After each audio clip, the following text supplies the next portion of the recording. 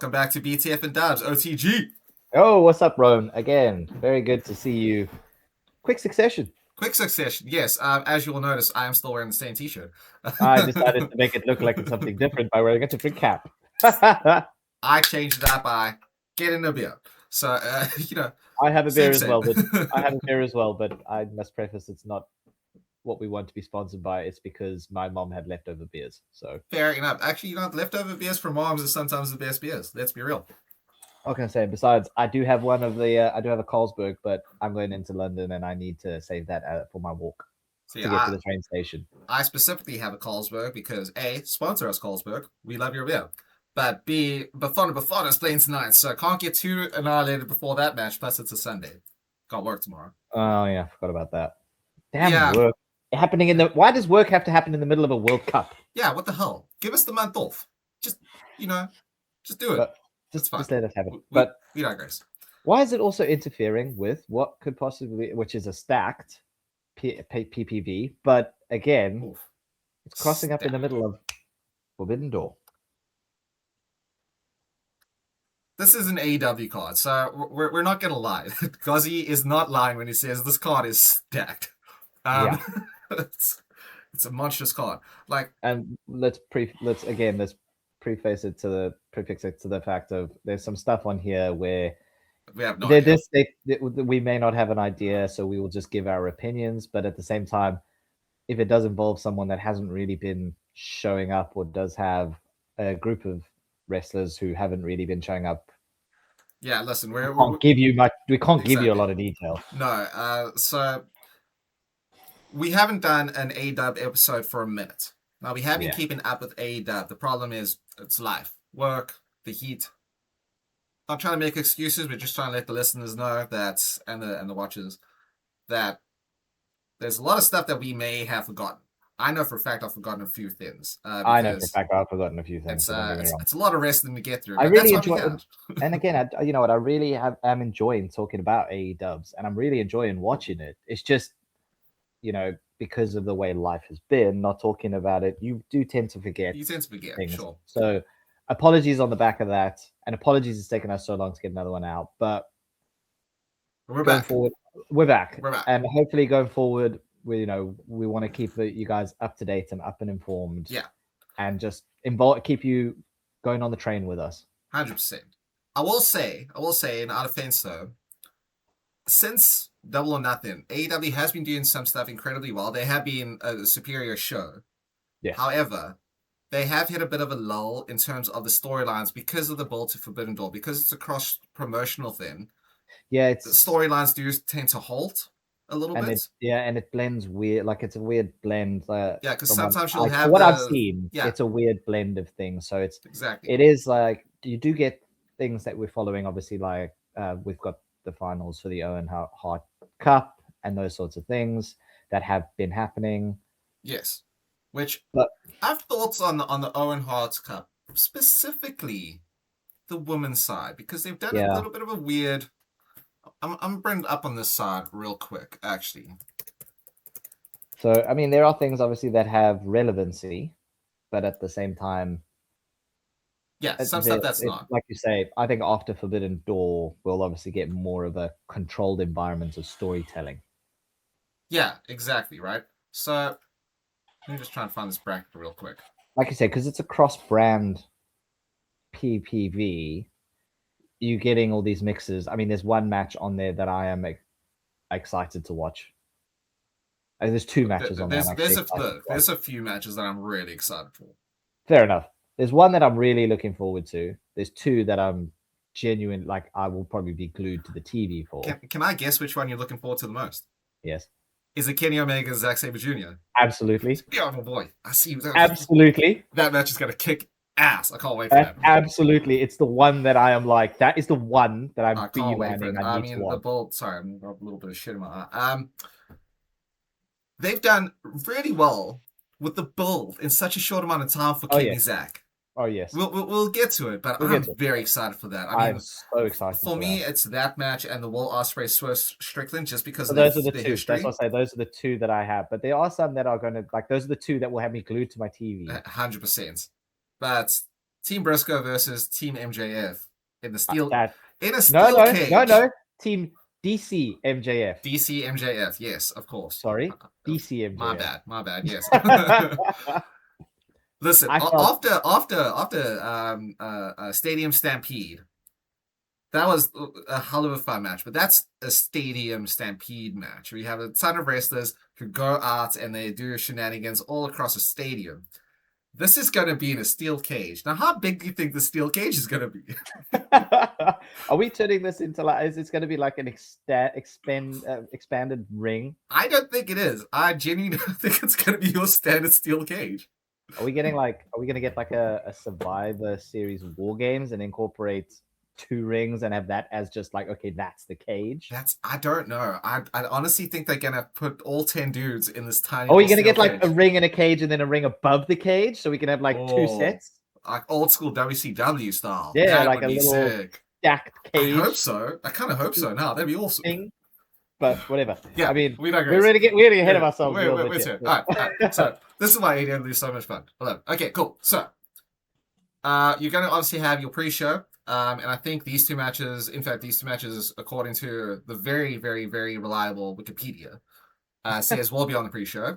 We have Sky Blue versus Micah in the TBS Championship Survival of the Fittest qualifying match. I'm not going to lie, I haven't really been focusing too much on the Survival of the Fittest matches because I feel like it's sort of come too soon after the Owen Hart cut, which isn't done yet.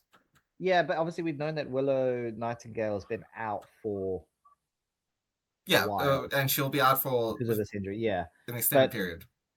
I mean, if we're going to talk about that, because obviously I'm not sure when it is, but we've got some pretty good competitors in the middle in the Survival of the Fittest.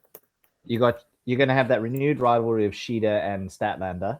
Yeah, your girls in it, Harley Cap. Dark horse to win this. Dark horse to win this, man. She beat Marina Shafir, which I did not see coming at all. I enjoyed. Okay, we're already digressing slightly, but I enjoyed that match because Marina Shafir was living up to what the Death Riders do. Yes, challenging you in the match to go beyond the level you're at to be better. That's a fair point. She was doing it to Harley Cameron the whole match. She was like, come on. That's very show true, me. Actually. Come on. She was egging her on to be better. I didn't pick that up. Fuck, she did do that. She was doing that the whole time in the match because she was literally wanting to challenge her. First of all, they called that. I was like, why is Marina Shafir wearing shoes? And then eventually, straight away, they went, what? Or Marina Shafir unorthodoxly wearing boots in this match. I was like, oh, thank you. I picked that up, and I've been watching this for like. I did like the fact that Tempest also like explained why. It's like, well, yeah, after Excalibur, I always say Tempest, after Excalibur said, well, yeah, because after that terrible street fight, terrible in the sense of what happened in the match, was bad. It was a great match, a great street fight. So like, walking on broken glass, you'd wear boots still. I'm like, you know what, Excalibur? That's a fair point. That's a fair point, Excalibur. That's actually not, yeah. And then she's like, she was like, oh, whatever. And she took the boots off, and it's like, okay, here she is getting comfortable in her old school MMA background. 100%. So I mean, it was a good match. I really enjoyed it. I loved Harley Cameron's Wonder Woman inspired outfit as well. Oh, it was unbelievable. I think that's why I didn't pick up on what Marina was doing, because I'm like, oh damn, Harley Cameron is just rocking. She's something else. She's something else. Rocking it. But so. I mean, obviously, that was just a little digression of it. Yeah. But yeah, we've got Sheeta, Statlander, Cameron. I'm trying to find the actual thing. Is Red Velvet in it? Did she win her match? No. Queen Amanita won. Queen Amanita won, which I was a bit of a... I mean, look, I like Queen Amanita, but I am a Red Velvet fan. Do really like her. And then there's one more because there's 6 of them. I can't remember who the 5th... Well, that would then be Sky Blue and Micah. Is that the 5th one? Are there only 5? I think there's only 5. I'm trying to find it. I can't actually see a bracket online here. Persephone? Is it not Persephone?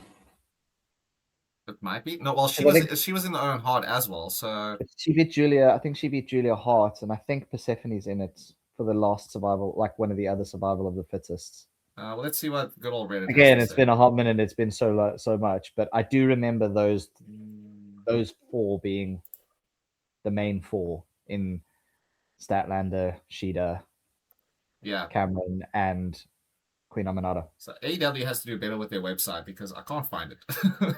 Unless I'm just being really retarded here. Well, sorry, we can't say that. My bad. Sorry. Although, yeah, you've got what's then obviously, like you said, it's Sky Blue versus Micah. Micah? Yeah, Mika. So Micah. okay, well, we digress. Let's get back. We haven't really been keeping up with all the survival of the fittest qualifying matches, but this is for the TBS Championship that Willow has relinquished because of an injury. Hope she gets better soon. In terms of Sky Blue Micah, I'm gonna go Sky Blue here right away because I don't know who Micah is. Sorry. Neither do I, and I'll probably go with Sky Blue as well. Because it is, again, Micah is probably, I don't know if she's from Stardom or New Japan itself. She's a Japanese wrestler, so I guess she's in New Japan. And for the survival of first, I don't really see a crossover. Plus, Sky Blue lost in the Owen Hart Cup. I don't see her losing twice in a row. But that's why I say like Persephone lost as well. So that's why I think she was in it. Because she fought Julia. She fought Julia Hart. Yes. No, Persephone fought Hazuki and lost to Hazuki. No. In the Owen Cup, yes, but in the survival of the fittest, she fought Julia Hart. That's what I was saying. Like I call AEW, stop having multiple tournaments at the same time. We can't keep up. We're old men. They're better than what happened in the King of the Ring, Queen of the Ring stuff. But please, just let us have a breather. See, I don't know. I have a bone to pick about that because I think the Owen Hart Women's Cup has not been that great because I think the wrong people are winning. Yeah, you know what? I can't go with that because I'm not interested. If I'm honest with you, I'm not actually interested in the women's final, and it's because of one person in particular. And that is not Sasha Banks. It's Mercedes Moné, but she's the CFO. I mean, how can you hate that? CFO, whatever it is. Actually, why isn't she the CFO? Because if you're the chief financial officer, that's the money, Mercedes Moné. Yeah, it makes okay. It makes more sense. You touched on a good point there. But you heard it here first, everybody. we'll come to that because I don't know. I think it's on the card, but we'll come to that. Yeah. So Sky Blue, I agree with you just because of what it is. And we do apologize again for being a little bit out of the loop of survival of the fittest qualified, but and also I don't know when they announced the survival of the fittest tournaments, I was like, it sounds a little bit too much like the Iron Survivor thing from NXT. And I know that's two completely separate match types, but you know what I mean? I was just like, there's a bit too much crossover here. Also, I wonder if WWE decided to put Braun and Seth in a cage because of AEW having a cage match on Sunday. It's possible. Because we know Triple H watches. We know he does. He can lie about it all he wants. We know whoever is watching is going, okay, this is what's happening. So we kind of have to either match it or we have to really have a step up. Yeah. It's going to be tough to beat the Seth Braun steel cage match. But I mean, you got 10 of the best wrestlers on the planet in this one. In a single cage, maybe. We don't know. Anyway. It's 12. 12 people. Yeah, it's 12. 6. Oh, my soul. Get Don Callis in there. Make it 13. Why not? 100%. But anyway, so we're going to go Sky Blue here. I think it just makes more sense for Sky Blue to win. She needs to win Sunday and get her momentum back. Yep. Next pre-show match, we have the Divine Minion versus Thunder Rosa and Olympia for the AEW Women's World Tag Team Championships. So obviously I alluded to when we were just looking at this, but is it for the championship or is it this 5-minute challenge to earn a championship? No, this is for the actual titles. Okay. I mean, I feel like I have to go Divine Dominion, but I'm going to go Divine Dominion here. I don't see them drop in because also like Thunder Rosa hasn't been on AEW TV as often in recent months. Is she not just still because she's more CMLL? Yeah, well that's why, and I don't see them dropping a title. I mean, they could, but not the Divine Dominion. I think maybe if it was like Ty J, sure, I could see that flipping. But I think the Divine Dominion are doing so well as this dominant women's tag team. Yeah, you can't take it off of them. I wouldn't take it off them now. No, they're proving like they're keeping it relevant to what it is. It's not fantastic. Like I don't think tag team championships are great across the board. No, but I agree. But they're keeping it kind of relevant in the sense of they do show up to all of these PPVs, and they work to get the titles relevant, which is good. Yeah. Look, I mean, and like take nothing away from Thunder Rosa and Olympia. They're two very good wrestlers. Oh yeah. But I don't see Mega Man and Nina Cross losing here. like you said, unless they're going to be more contracted towards the AEW side, then Divine Dominion really is the obvious choice.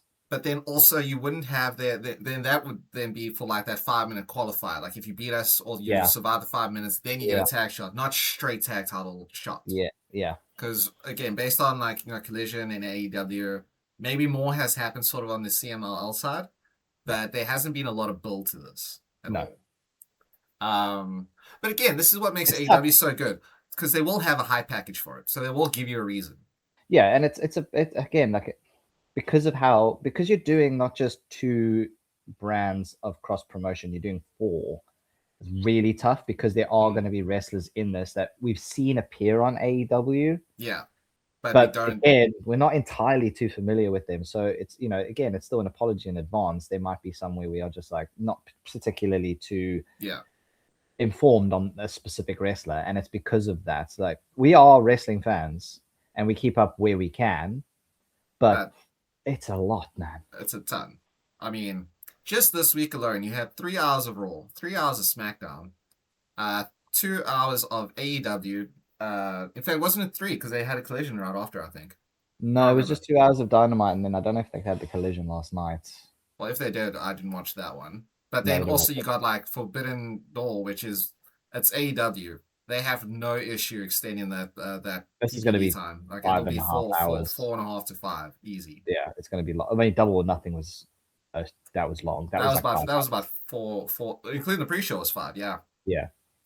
And and then 11 matches on the card. Yeah, you can't skimp on this. No. And then obviously you've also got the Great American Bash and the NXT. Like, it's a lot of wrestling going on in this weekend alone. But in general, it's just a lot of wrestling. Just a lot of wrestling, yeah. It's fun, but at the same time, we also have stuff to do, Yeah, we have lives to live. Like, we have jobs. We can't just spend all day watching wrestling. Yet. Share this channel, get subscribers, then we'll watch all of it for you. Yeah, so and you don't have to. We will bring you everything you need to know. I don't mind watching wrestling 24/7. No, I'll do it. I'm happy to do it. If it's my job. Yeah. But unless it pays, then unfortunately this is just for fun. Speaking of fun, I think this one's going to be really hard to call next. And again, I'm just going off of what the list in here is on the Wikipedia page. Because I have a bit of a conundrum. Right. I think you could say. So the next match is Cope and Cage versus the Dogs for the AEW Men's World Tag Team Championships. Now, I want the Dogs to win. No, I want the Dogs to win. I don't think they will, because I think they want to keep this final run nostalgia tour of Cope and Cage before they officially retire, right? But I want the Dogs to win. The Dogs are my favorite tag team in wrestling. Right now, absolutely. Right now, the Dogs are my favorite tag team across any board. Good. And like this build has been absolutely great. The Dogs as heels are fantastic. It started off brilliantly straight after Double or Nothing on the Dynamite after Double or Nothing, where they stealing the 5-second poses and doing the 5-second poses, and wearing the garb and taking pictures of them assaulting Cope and Cage. So now I got to touch on that specifically because I love, again, the heel work from the Dogs is brilliant. It's unbelievable. It's next level heel work, and it's so great. The fact that they found the exact same glasses that Christian wore when they were first doing, I was like, what a touch. Like little things like that. But it's again, they brought out the kazoos. The kazoo was great. I loved the kazoo. They brought out the kazoos. They've got the kept bringing out the cameras at when they were at one point. 100%. They kept the they've obviously, like you say, they found the glasses. They're small relevancies that are making you remember. And this is why I do feel that AEW is a superior product to WWE, because the Dogs are heels, like proper heels. I should not like them. I shouldn't like them, but I love to hate them, and I love to love them. It's great. Yeah. But when you're doing feuds like that, you can still have a bit of comedy without making them look stupid, right? Yeah. If you take this last Dynamite, which I thought was great, when they were doing their 5-second pose, Cope and Cage come down and beat the bejesus out of them, just blindside them, which is great. They got their comeback. They got their get back at least. But this is mid. Young Bucks doing an interview with Rene. and they were like, "You guys good? Yeah, I think we're doing all right." And then they carried on. I was hosing myself. I thought that it was was great. fantastic. I thought It it was was great. so good. And then when they put Finley in the wheelchair and then Yeah, pushed him into the wall and whatever, it's like amazing. it Which was was unbelievable. which was great because that was also a callback to the wheelchair at Double or Nothing, where they put the trash can on him in the wheelchair. It was great. Yes, it was So like you can unbelievable. have these comedy moments in a blood feud, and it works. It's so good. It's It was just clever. It's smart, funny stuff, and not dumb, again, funny like you stuff. say, they are proper heels, and I love. Okay, it gets annoying for people, but this is where we again have talked about continuity and consistency. Finley using the shillelagh to win, to knock out their opponents. Yeah. For Connors to hit again, what we've agreed is probably the best spear in the game. Best spear in the game right now. It's consistency because he's not doing it once and then doing it on a Collision episode 2 weeks later. Yeah. He's doing it every time they wrestle. Yeah, it's not Dom Mysterio with his hammer where he uses it once and then never again, and then you see it. Yeah. We've said this before, but that shillelagh is going to come into play every single time. 100%. I think if that's the case, then in this match, this is what cost them, is the shillelagh. I think Cage gets this shillelagh and hits Connors as he's about to spear. I think that's where it comes in. I'm fine with it. But again, I'd like either of them to win. I think it's from the way that things are going, it's Cope and Cage for me to win this. Like if we're putting in a I'm going to go Cope and Cage as well, exactly for what you're going to say. I know. But the Dogs are my favorite tag team to watch in wrestling right now. Yeah, I mean, listen. In terms of ring work, they're incredible. In terms of heel work, they're incredible. They're funny. Oh. They have a great moveset. The consistency. The Dogs kick ass. They have the look. They have the ability in the ring. They just have everything for them. It's just, yeah, it's great. I mean, look, unfortunately, I would like the Guns to be included in this whole tag division thing, but they haven't been as great because they're more on like Collision at this stage, which is, let's be real, the B show for AEW, right? But the matches between the Gun Club and the Dogs have been phenomenal. Yeah. And I think, and this is also just moving completely away from the Cope and Cage. I think Cope and Cage is going to win. But I think with the Dogs losing, you can bring in like other tag teams, you know? Like the Young Bucks, obviously, the Sky team with Mystico, and I think it's Dorada. Mascara Dorada. You have to say it with a Spanish accent. So you open up a lot of doors, but I would like to see a bigger feud between the Gun Club and the Dogs after this. Oh yeah, because they did a good job selling it. They did a great job a couple of weeks ago. But also because, and this is going to go back all the way to New Japan, right? Like with Bullet Club Gold, if you will, right? Juice Robinson, it's underrated, very underrated dude. But he used to do a thing in the ring where he used to pretend to piss on people like a dog. I think you have a feud between the Guns and the Dogs for ownership of Juice Robinson. Oh, okay. Throw it out there. I'm gonna throw it out there. But Juice didn't Juice do that? Who did he do that in a match with? A couple people. I mean, this is going back. No, like more recently, a couple of weeks ago, he was in a singles match and he did the thing where he was pretending to piss. He did the whole thing where he was pretending to piss on someone. I think that was against Kirk Connors. It was a singles match against Connors. And then because David Finlay came out and whacked him with the shillelagh. Yeah, at the end. And that's the thing. Like I was like, okay, and again, I was like that literally. There's relevancy there. It's relevancy there. So I'm all for it with you. Like I'm all for it, but again, I do. It is. But I am I'm all for Cope and Cage winning this. I'd love to see the Dogs win it, but yeah, I mean, I think I agree because it's literally they're one of the teams that I don't turn off. Doesn't matter who they're wrestling when they're on screen. I'll watch them all the time. And again, take nothing away from on me. We've spoken at length here about the Dogs, but take nothing away from Cope and Cage. Since they won the titles, they have been also on fire with their babyface run. Oh yeah, I mean they got taken out for a couple of weeks, which was perfect to allow them to then come back and just dominate. And we said it in our previous episode on why Cody Rhodes needs to take a break. Even that 2 weeks with them not being around, it makes you miss them. Yeah, it's Cope and Cage, but it made us miss them as well because we didn't forget them because the Dogs didn't make us forget about them either. So there is a way of keeping someone relevant without them being on screen. 100%. I mean, if you take like not a super recent example, but Kevin Owens' feud with Stone Cold Steve Austin for that Mania match. Yeah. Kevin Owens carried it, but he never made you forget what made Stone Cold so great.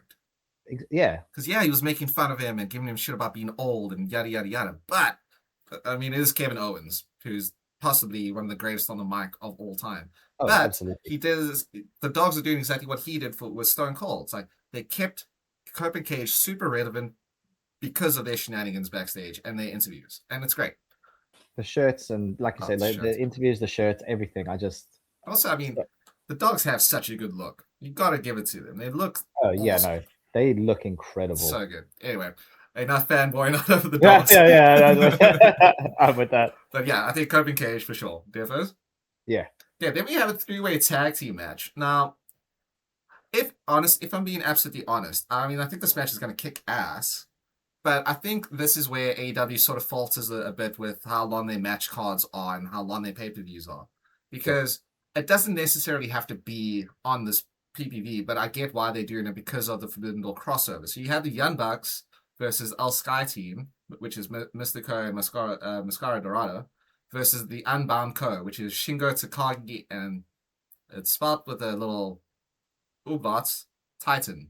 Satang? I don't know how to pronounce it.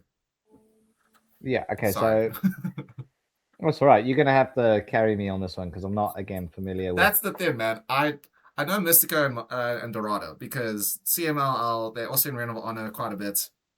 Great wrestlers, especially like Mystico and Dorado are phenomenal wrestlers. So I think them and the Young Bucks. I mean, we know the Bucks. The Bucks can just carry generational anything. tag team. You can't deny. The Bucks can carry anything, and they'll just. Whereas with Shingo Takagi, who I know for a fact is a great wrestler because I watched a few of these New Japan matches, I don't know much about Titan. So I think this is just going to be one of those cross-branded, fun tag team matches. I just don't think it needs to be on this card necessarily. Yeah. I'm going to go purely because I don't think a lot of New Japan or CMLL teams are going to win. I'm going to go Unbound Co. here with Takagi and Titan just because I think New Japan need a win. I don't think the Bucks need it. Plus, it's a 3-way. And Mystico and Dorado, as good as they are, aren't as relevant in this sort of 3-way match. Again, no disrespect. I'm just saying. Like I can't have a call, and I don't want to pick the Young Bucks, so I'm going to go with Mystico and Dorado. Fair enough. I don't think the Young Bucks. I agree with you. I don't think the Bucks win. No, I don't think it's necessary that the Bucks win this because it's literally just. I think it's just purely put in for fun. I can see it being a fun match because of the way the Young Bucks wrestle. Sure. And I've seen Mystico wrestle as well. I haven't seen Dorado, but I've seen Mystico wrestle. So that's why I think it's fun, and I think it's for them to win. Sure. But again, not having known that, so I do apologize. But it's just again, it's a lot to take in for this Forbidden Door. But it will be a fun match, no denying. Yeah, it could be a sleeper match for something that really just entertains, just because of how unknown it is for me. No, but for sure. I'm looking forward to it just for the fact of I've not seen them, so it's good to see different talent. Yeah, exactly. It's to broaden the scope, if you will. Yeah.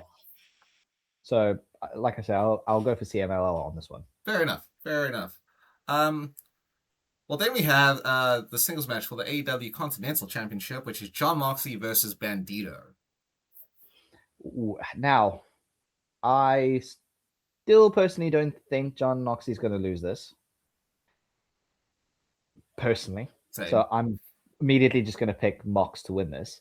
However, I think this is going to be entertaining as shit. Like, I think this will be a great match. I don't think it'll be like match of the night, and I don't think it will crack like a match of the year type thing. Hopefully it proves me wrong.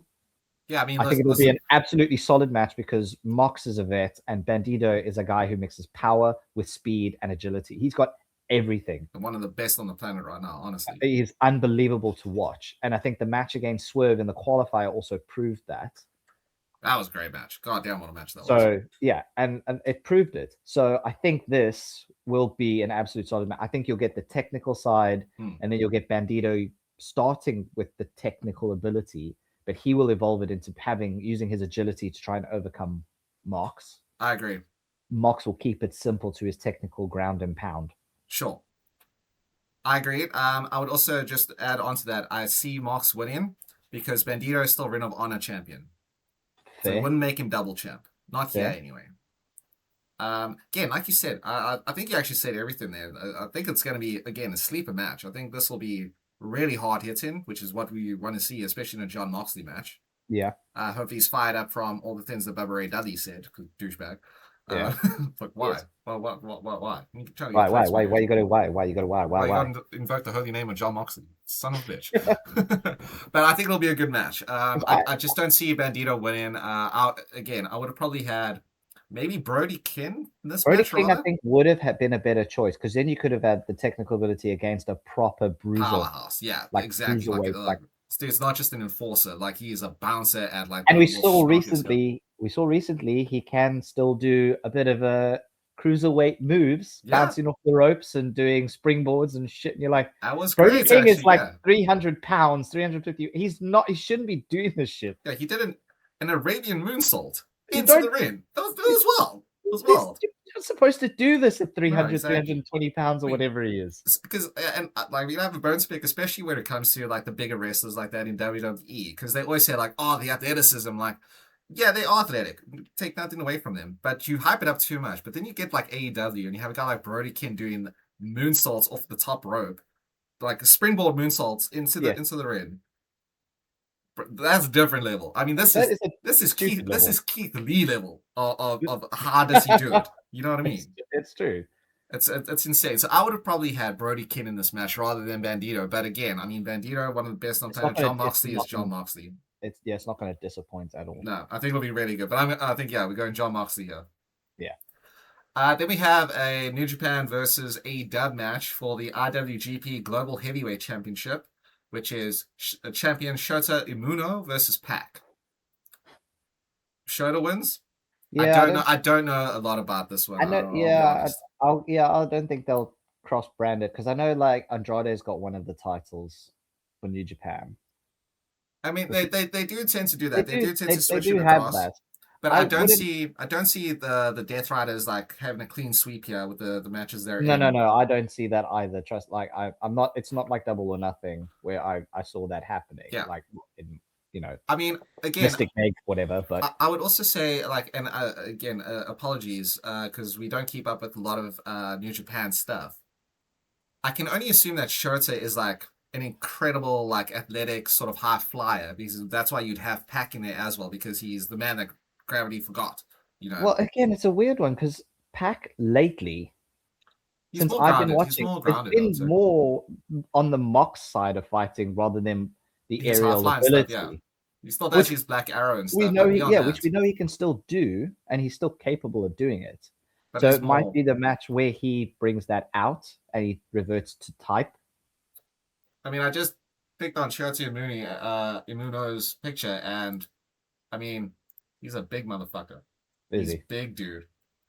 He's 6 foot, 200 pounds. So he could be. I don't think he is a half flyer. I think this is gonna be a slobber knocker. Actually, this will then be that because, like I said, Pac's been doing more of the beatdown ground and pound wrestling lately. I take nothing away from Pac. I just don't think because of his positioning within the Death Riders that he's the right choice here. I would have put Claudio in here. It seems like that would have been a smarter choice, because he is the de facto second in command. Like. So in terms of the ranking of the team, I would definitely go Mox at the top, and Claudio is like the captain, the enforcer, and then Pac, he's the bruiser, and then you have Yuta Wheeler and Daniel Garcia. Yuta and Garcia, as like the scruffier sort of younger dudes, I guess you could say, and then Reina, right? I don't know. Again, there's clearly because of the cross branding that we don't see a lot of. I think that's the thing.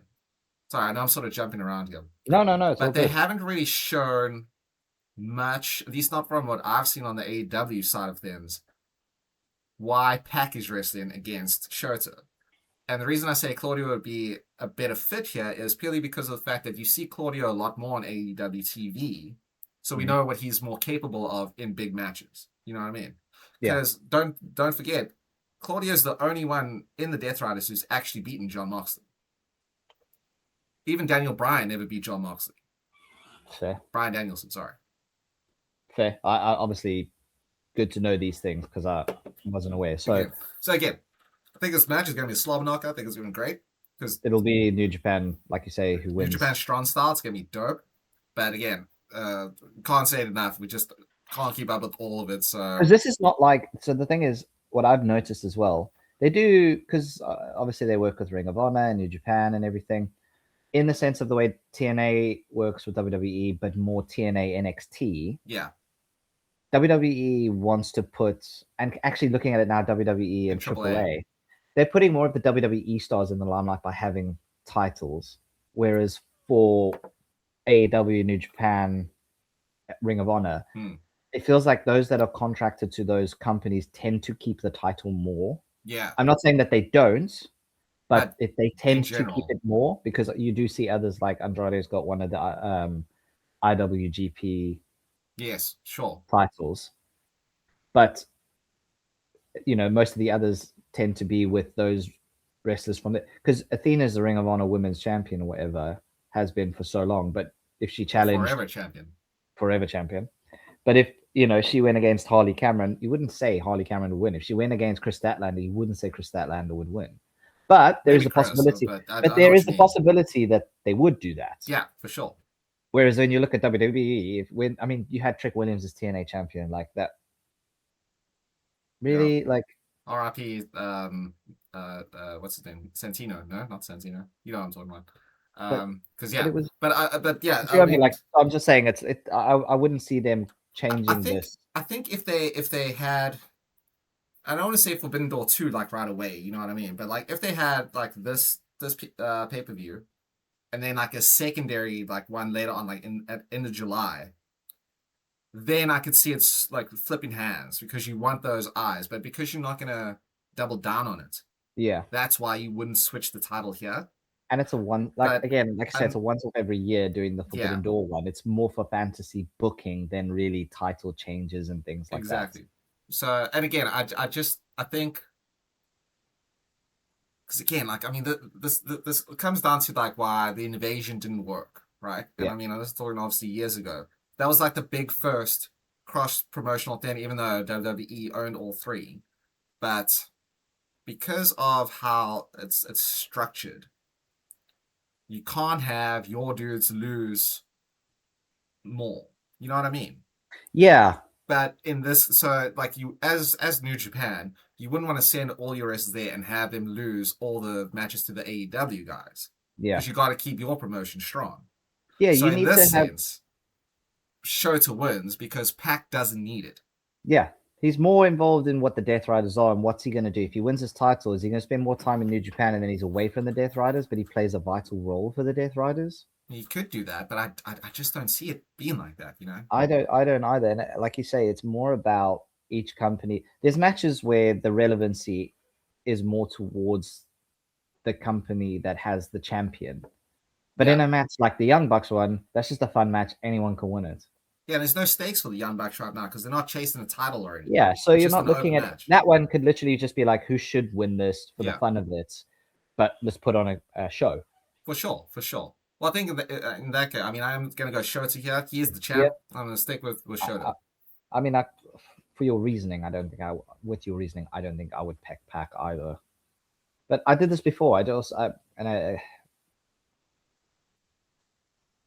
don't see like we spoke when we first sort of started doing this. I didn't see certain titles moving to certain people or changes just because I was, for me it just felt like it's not needed. Yeah.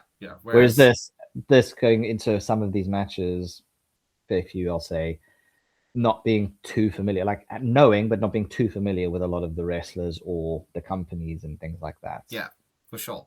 It's a bit difficult for me to have an opinion, or to make a call. So I do apologize to anyone listening, watching, or whatever. I'm just trying to be transparent and honest. I don't want to think I don't know what's going on. It's just that it's new to me, and we don't do that on this channel. We're honest about our opinions. We are honest about like if I haven't seen it, I haven't seen it. So again, the fact that we've spoken for about 10 minutes on this match, knowing nothing about it, and basically we're saying we think Shota because we don't know who it is. Yeah, I think it's as clear as we can be. But that sort of does bring me to the next one, which is Tekla as the AEW Women's Champ versus Starlight Kid. But there is more, like, and again, for someone who's not familiar with it, they've done a great job in the hype packages and the video packages of making me understand why Tekla has this hatred and this disdain towards Stardom, right? So here, this is, and again, because of that, and Starlight Kid, like watching it, then seeing some of her matches through that, and just going and like researching up on her and watching. This could go either way. Well, that's what I was gonna say, because literally based on what you said between like Pac and Shota, since you started watching again, and this sort of goes back to how we're sort of programmed because we watch so much WWE. It's like, well, it doesn't make sense to put the title on this person because of X and Y. Whereas AEW does like to flip the script when they feel it will work. Yeah. And I think that happens here. Because take nothing away from Tekla, she's been a great AEW's women's champion. But because of her animosity towards Stardom and how she got fired from it and the way that they've built it, I'm going to go Starlight Kid here. I mean, I wouldn't go against. I think we'll get a swerve. And the swerve would be great. I think Tekla wins it just so she can literally have the final nail in the coffin and really rub it in Stardom's face. See, I'm going to go the opposite there because I think if she loses, it drives that animosity and disdain even further. You know, fair. Like, it's fair. Like, and I say it just because of watching it, and I love Tekla. Like we've spoken, we've waxed lyrical about her. I think she's an unbelievable, probably one of the best women's wrestlers active, because I'm not taking anything away from people like Toni Storm or Rhea Ripley or whatever who aren't wrestling now because they're injured or whatever the reason is. Yeah. Tekla is a fantastic in-ring worker. She's great on the mic. She has every piece of factor to be the best women's wrestler in the world. I would also go as far as to say I think she's one of the best heels across the board. Oh, absolutely. She knows how to literally drive you to insanity. Like, oh my God, why? She got Hokina Loogie over. Yeah. When she starts to do that nasally, like, draw it back then, like she's gonna spit, the crowd goes, boo, like you can't do it, it's sacred. The fact that she did that as a heel, that's amazing. Again, we said multiple times across so many proper heel heat. So many episodes.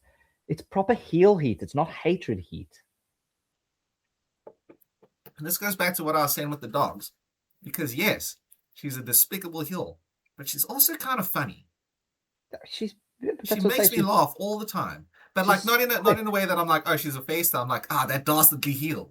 You know? Yeah. Which is what is so good about it. But so I don't know. Again, this might be the toughest one to call actually. Well, we'll get to that. But I'm gonna go Starlight Kid here. I can see a swerve. I'm keeping a tech. I mean, I think the swerve would be great, and I would love to see that.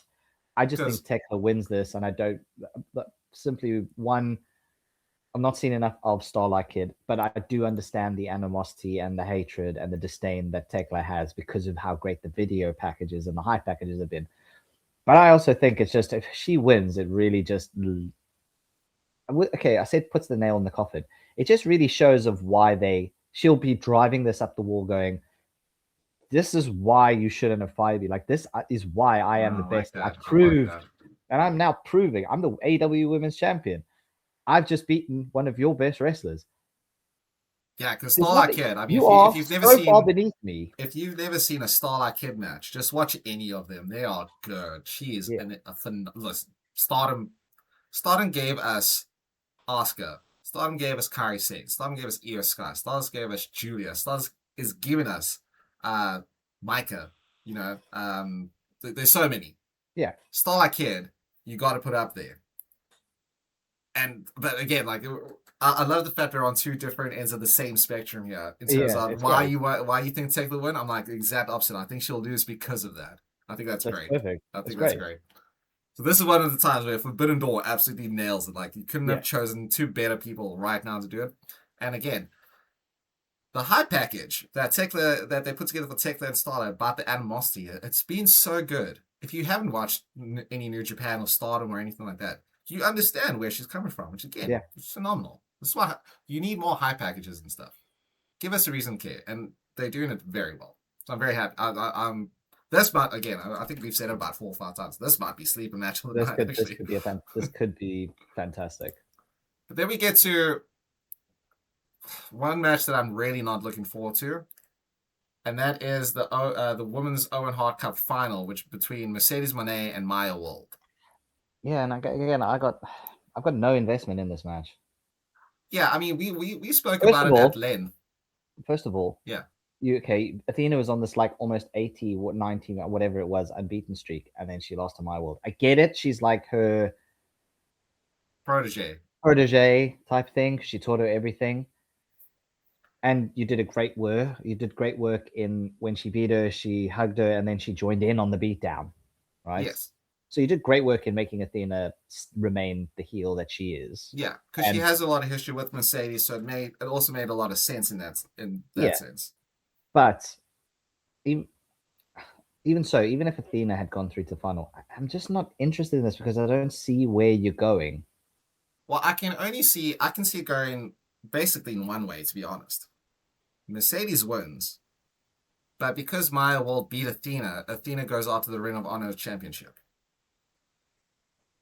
You mean Mercedes? No. So Maya Wald will lose to Mercedes in the Owen Hart Cup final, which obviously you push Mercedes to, obviously she wins the cup and then she can challenge for the women's title. Oh yeah, but because Maya Wald beat Athena in the qualifier matches to get to the final, and then Maya go after the Maya go after the Ring of Honor Championship, and then it's the protege versus the teacher. Yeah, that thing, because you've pre-built the feud here. So I think that's also why I'm not looking forward to it, because I can only see one winner. I don't see Maya Wald. And I'm not gonna lie to you, I'm just not interested in Mercedes Moné. I don't see the hype behind her. We've mentioned this on the last one. I didn't like her as Sasha Banks really in WWE. Did not like Sasha Banks at all. She was a fun character, but she wasn't like fantastic. And I don't see the hype behind her being Mercedes million belts or whatever the crap has been going on. I just have no interest in her. I suppose that's also where they're sort of going with it, in terms of Mercedes was like 7 belts, 8 belts, Moné, however many she held, but lost them all. So now it's sort of like her comeback arc a little bit. Yeah, but again, I don't. But it's boring, and like, I mean, take nothing away from Mercedes. She is a really good wrestler. I just don't like her character. And that's the thing, is it's not about her wrestling ability that we're not interested. It's just literally her character and the character development that is just. Because she's been the same character since she was Sasha Banks in NXT. And it's also the same thing of, I don't, in the sense of, with her winning all the belts and everything, don't force someone down my throat. 100%. Like 100%. The whole thing with you were over pushing people like Cody and whatever. Him losing was great. Roman, whatever. Like these people. Sometimes you just get it. There are people who will support them for eternity, which is fair. You're allowed to. Everyone's allowed their opinion. But I don't want to be. I have the opinion of, don't force someone into the position of me wanting to 100%. Like him. I want to naturally. Gravitate towards somebody. I want to literally just travel. Yeah, like I want to gravitate, like you just said, gravitate towards liking someone. Yeah, like the dogs. Again, I naturally have just started watching AEW, and I was like, okay, they're a good tag team, whatever. But they're doing things that make me naturally want to like them.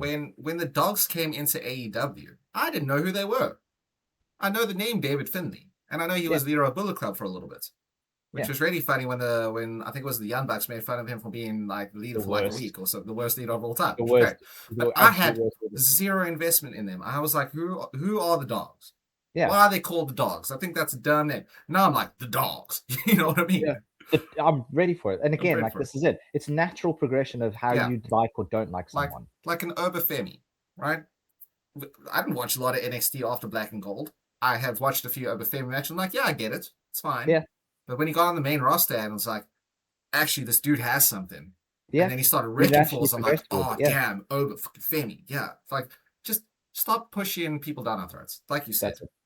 That's why I have no interest in this, because I'm not a fan of Mercedes. And again, not because of her wrestling ability, just because everyone is saying I should like her. I'm not saying I'm a bit of a rebel. I do like to fight back. Like, sure. You know me, when I got out of when we got out of high school, people kept telling me I grew my hair to an extortionate length, and everyone's like, "Cut your hair," and I was like, "No, stop telling me to cut my hair," and then I'll cut my hair. When I want to. And when people stopped telling me, I was like, "Cool, I actually want to cut my hair now." Yeah, exactly. It's like I don't mind doing the rebel thing, but again, I will say I did like your cornrows phase. It looks sick. I appreciate that. You should have kept that. Should have kept that. I think it looks sexy as hell, my boy. 100%. Well, I mean, I've just got the shave yesterday, so I need to like plan on growing that again. Look at that. Anyway. But yeah, but like I digress. I just Mercedes just stop. It's just because she's being pushed to be the face 100%. Or to be the winner, and that's it. But with that being the case, I also don't think now's the time to swerve to my world. No, probably not.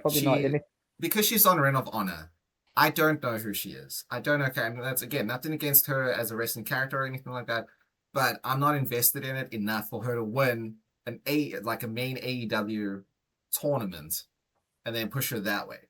Yeah, I would have rather have seen like a Red Velvet do that purely because she was on AEW for a while before she moved to Ring of Honor. You know, something like that. Or again, like Athena, because there's a relevancy there. She's been on both for a long time. When the Owen Hart Cup tournament started, we were chatting, and I was like, I would have Athena go all the way and win it. Yeah, because she's the unbeaten forever champion. You know, but again, she lost to my world. Either way, but yeah. Also, my world's a weird name. I'm not gonna lie. It's not a terrible wrestling name, but it is strange. Yeah, and again, I think this probably might be, of the matches known on the card, this might be the one that I'm not looking forward to the most. I agree. It could. Again, I think it could blow me away. It could blow me away and be a great match, but at the same time, I'm like, am I really gonna sit down? But it's also it's just weird because again, going back to the Owen Hart Cup tournament, we had, and I know we fantasy book here at BTF and Dubs, but Forbidden Door is a pit stop, right? All In is the big one. We're going, by the way. Which we're going to. Yes, we are going to. I got a stick. It's going to be fucking dope. Anyway. Yeah. You had Alex Windsor and potentially Jamie Hayter, who could have gone to this final against Mercedes. Two well-established British wrestlers who could go all the way to the final, win it. Then you have a British person in the final for Tekla or Starlight Kids AEW Women's Championship. Yeah. I think you chose Ron here because the last thing I want to do is watch a Mercedes Moné championship match at All In against like a Tekla. Again, sure, it'll be a great match, sure. But I'm not going to cheer for Mercedes. Looking at it that way, if they do go to that, and we've waxed lyrical. Tekla, I want to win that if she remains the champion. 100%. I will be cheering Tekla all day. If Mercedes wins, I'll be booing that. I will try and be the loudest person booing there, even a crowd of people who will probably be cheering. I don't want that. Listen, we were at Raw, and the European crowds are different to American crowds. We will boo Mercedes out the building. Mm-hmm. I can guarantee it. Guarantee it. Anyway, we digress. So, then we have... Mm-hmm. We have the match. Oh, we have the match. The match. I'm literally getting goosebumps just thinking about how good this match is gonna be. We got the man, the cleaner, Kenny Omega versus the technical wizard that is Zack Sabre Jr. The best technical wrestler. Oh man, I'm not kidding. I don't know if you can see it. I can see the hair raise. I am like, for me, because you've shown me some Zack Sabre Jr. matches, and you showed me the last match that Kenny Omega and Zack Sabre Jr. had. Well, you introduced me to it, and I've watched. Yeah. So I cannot wait for this. To this day, one of my all-time favorite matches, ladies and gentlemen. If you haven't seen it, go back and watch Bryan Danielson versus Zack Sabre Jr. I think it was at a Forbidden Door a few years ago. That match has lived rent-free in my brain. We like technical wrestling. Oh, yeah. Zack Sabre Jr. is next level good. For me, a genuine dream match would be him versus Prime NXT Pete Dunne in terms of the technicality. But again, so looking at that, that weirdly comes down to how much more technical British wrestlers are. Very technical, very, very technical. 100%. Because as much as, and just throw into it, just as much as Ospreay can be an aerial assassin. He can go toe to toe technically. He's a very technical wrestler. But again, I think it's more down to what it is, which is why Bryan Danielson is such a good technical wrestler, because he learned at the Shawn Michaels school. Yeah. But he learned his trade, and he learned a lot from William Regal in the United Kingdom, and Nigel McGuinness in the United Kingdom. Yeah. He learned a lot from the two of them, and he credits being the technical wrestler that he is to the two of them. If you've not read the book, I know you've got mine, but if you've not read the book, so the Daniel Bryan Journey to WrestleMania autobiography is phenomenal. It's so good. It's one of the best autobiographies I've ever read. I must actually give it back to you, but I'm so glad you've read it. It's just like, because I know I left it with you a while ago, but I'm glad you've read it. It's an unbelievable book. I'm going to read it again, actually. I really enjoyed it. And I've read it 3 times before I even gave it to you. So that, but I'm not the only one who rereads stuff that I read. No. I read it like 3 times. I was like, this is amazing. But again, I think it comes down to that, where like Zack Sabre Jr. labels himself. I don't think he labels himself. I think it's he says the best technical wrestler in the world. Kenny Omega calls him the best technical wrestler in the world. Listen, and if Kenny Omega says it, you take that as gospel. Oh, you cannot. That is word. That is word. That is. I'm talking pen on the Bible. If Kenny says it, you believe it. I'm getting the goosebumps. Like that is going to be unbelievable, that match. I will say. Oh, is that what it stands for? I was just gonna say, because like something that also brought up was again, we alluded to it earlier. The build-up that they've had for this match has not been long. It's been maybe 2.5 weeks, maybe 3. Right? Yeah. It's been a real quick little stint. But having Zack Sabre Jr. show up at TMDK, and again, like, I mean, we don't watch a ton of New Japan stuff, but we know who Zack Sabre Jr. is. Oh, yes. We watch his matches because he's so good. If you're a wrestling fan, right? Like, I'm a wrestling fan. I'm not a huge diehard, have to watch it all the time. And again, I've alluded to this right now in this episode. There are a lot of promotions or wrestlers on this promotion I don't know, but I know who Zack Sabre Jr. is. I know the Bullet Club. I know, right? Yeah, I know these things. Like these things are like law. How jacked we gave for this.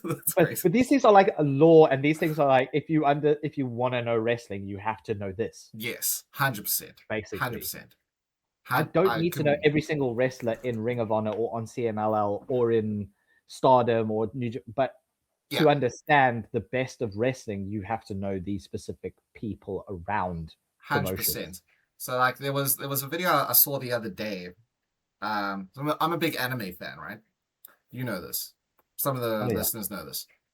Someone said that to be like a proper like anime fan, you've got to watch like 1,000 different animes. Now I disagree with that, like, because that's, first of all, who has the time?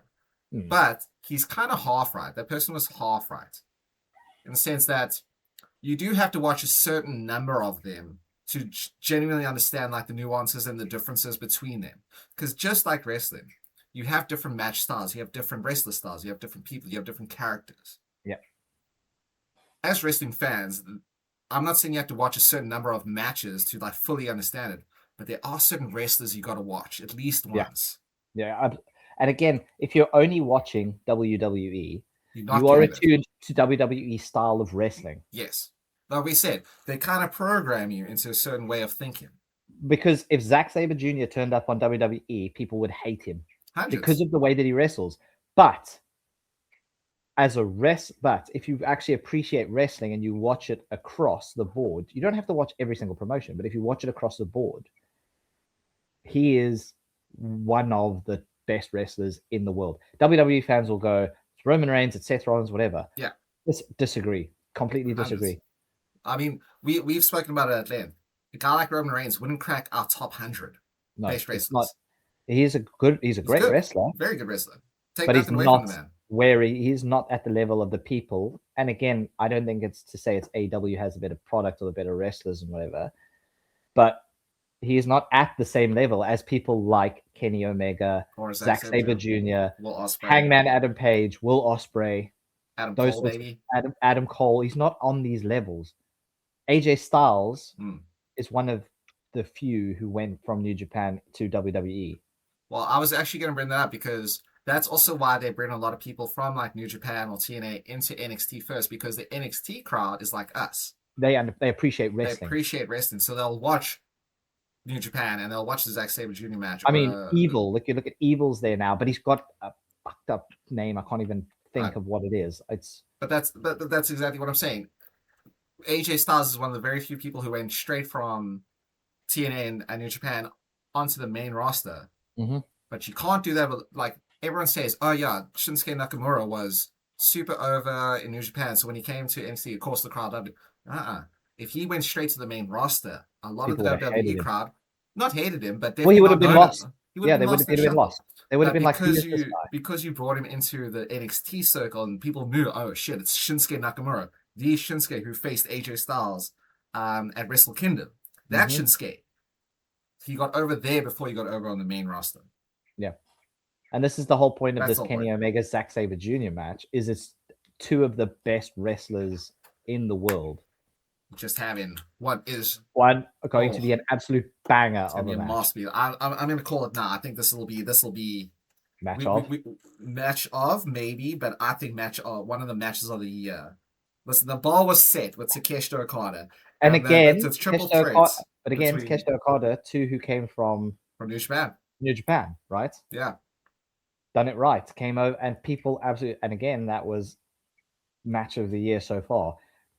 I am with you. I think this definitely could be match of the year. And if it does, if not, I think it will then still slot in at number 2. I know I've just said on our recent WWE one that triple threat we saw was banging jigs for Sammy, Cody, Gunther, and that's gone straight in at number 2 for the year.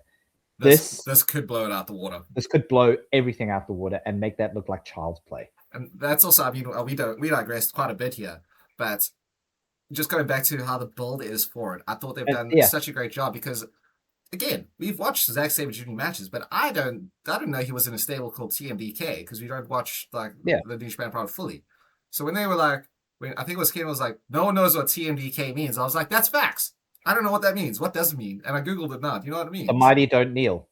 What a fucking name. That's dope. They just called it, I know. Because I was like, I was like, what is this? And then they mentioned it they did mention it on Dynamite when Zack Sabre Jr.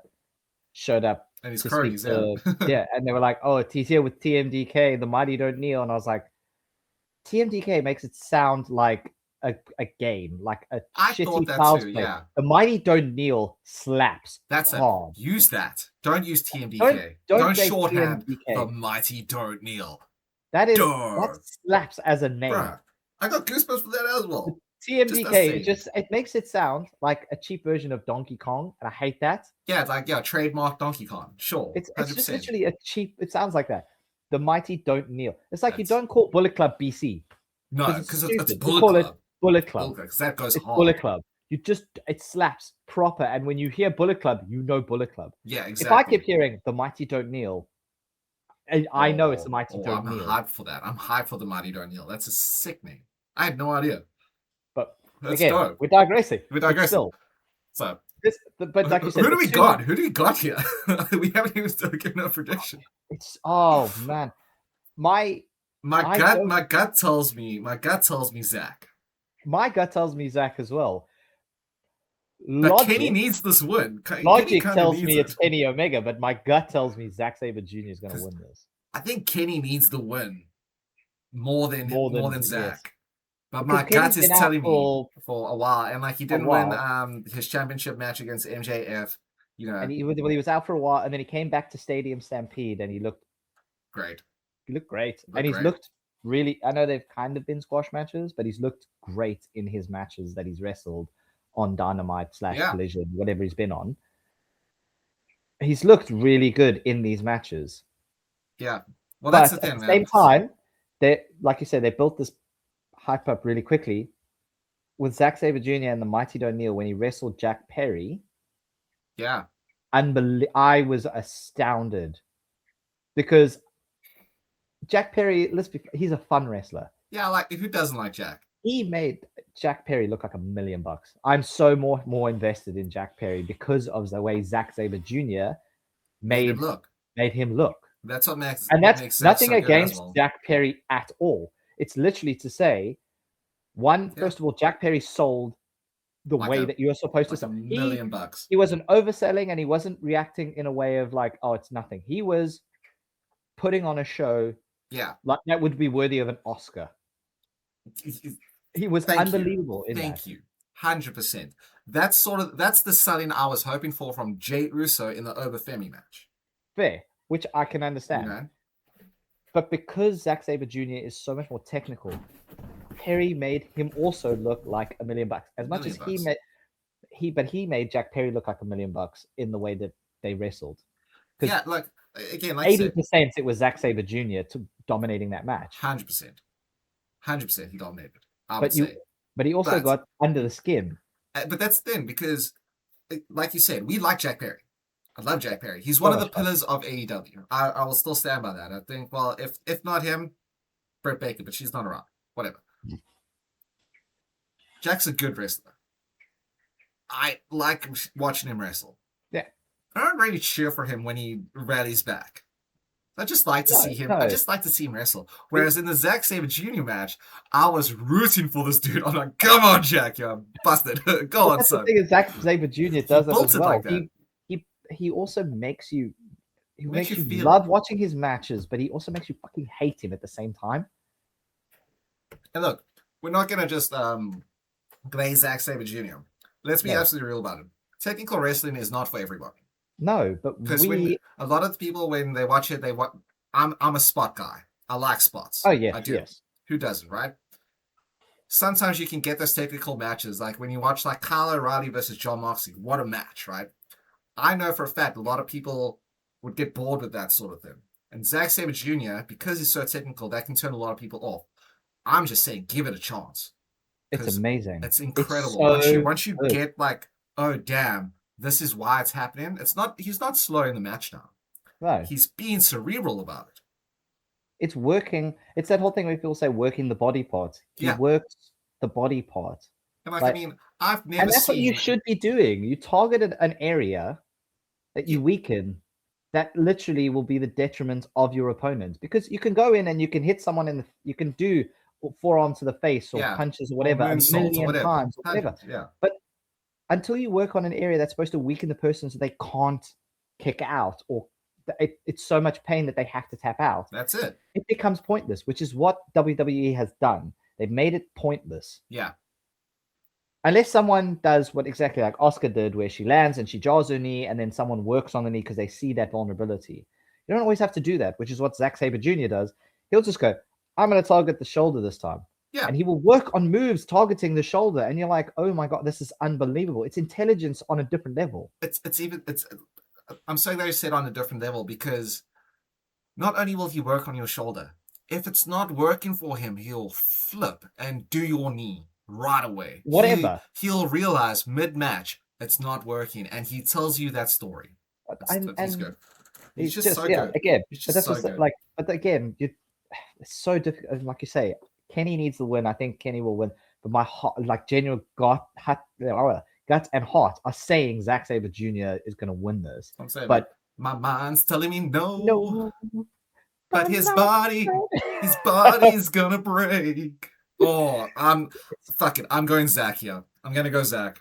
I'm going to follow my piece of shit gut. Let's go. I was going to go Zack as well for this. I genuinely was going to go Zack. But again, Kenny needs the win. Kenny is but also he's the perfect Kenny person can for it. do everything like Zack Sabre Jr. can. He can get technical when he needs to. So you're going to get an unbelievable show. And what you need to do if you're watching it is not think about it as entertainment value. Think about it as a story in a wrestling form, like what you should be doing anywhere.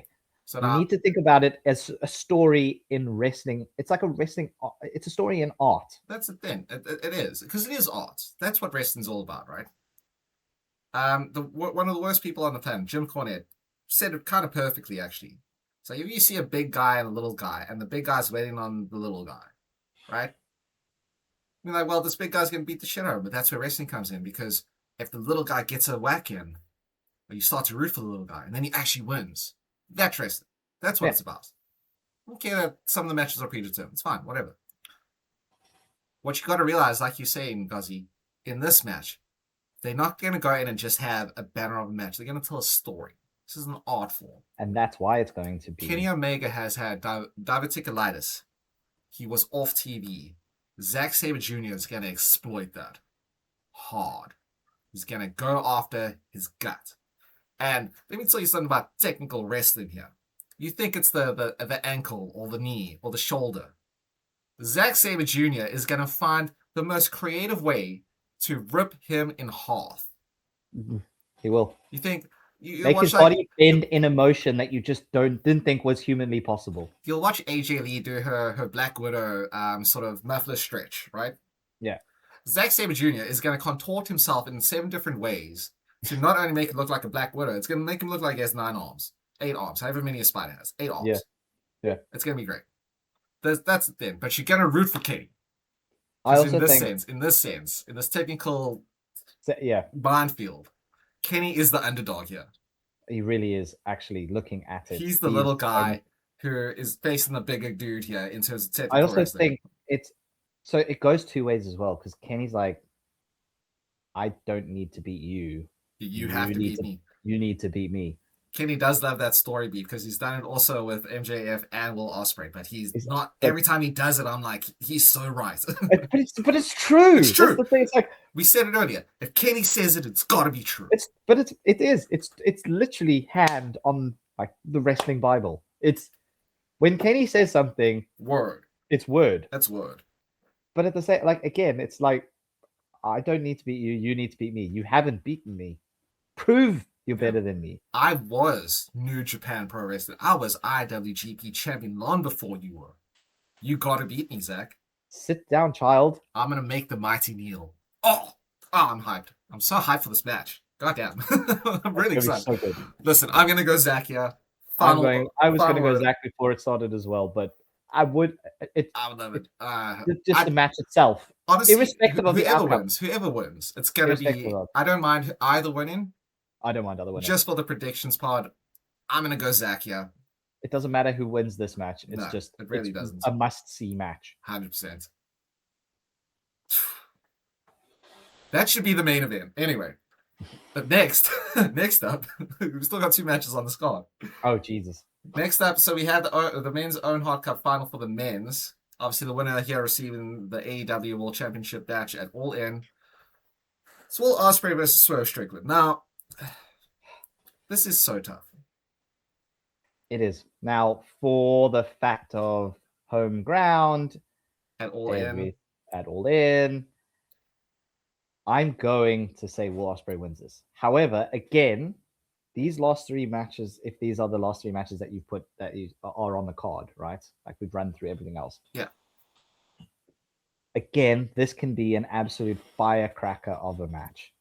Because, as we've just said, Will Ospreay, as much as they claim, it's the aerial assassin and he's quick, he's agile, he can get technical. Swerve can do the exact same thing. Yeah. Swerve can do everything that Ospreay can do. Like, that's why it's so tough. It's so, and again, Swerve's got staunch. Yeah, he's so jacked. He still moves like with agility that you don't think of. We talked about it we were talking about it in our previous pod with Jay Cargill and her not having like a set moveset. Swerve does have that, but he also changes it up quite often.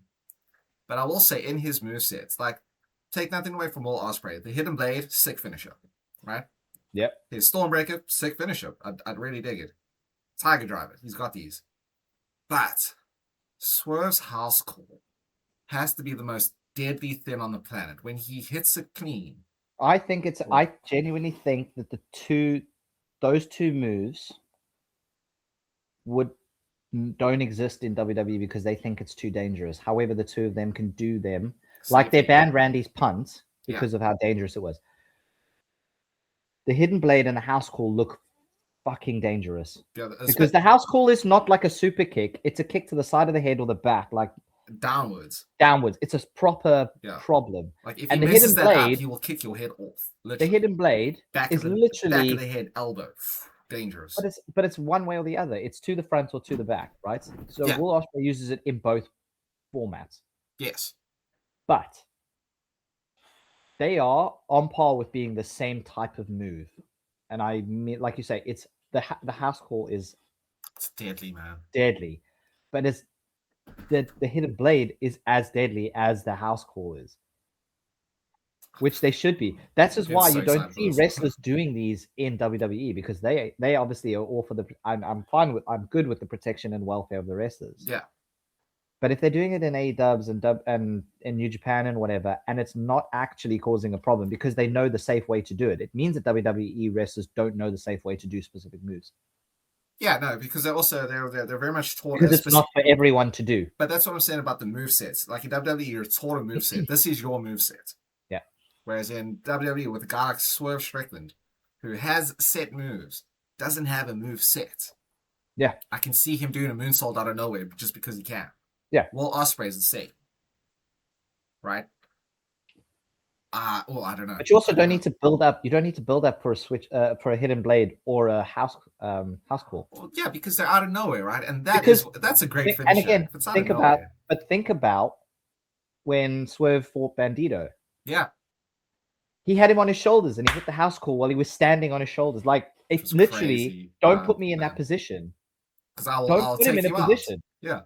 To do something like that. I can do it whenever I want.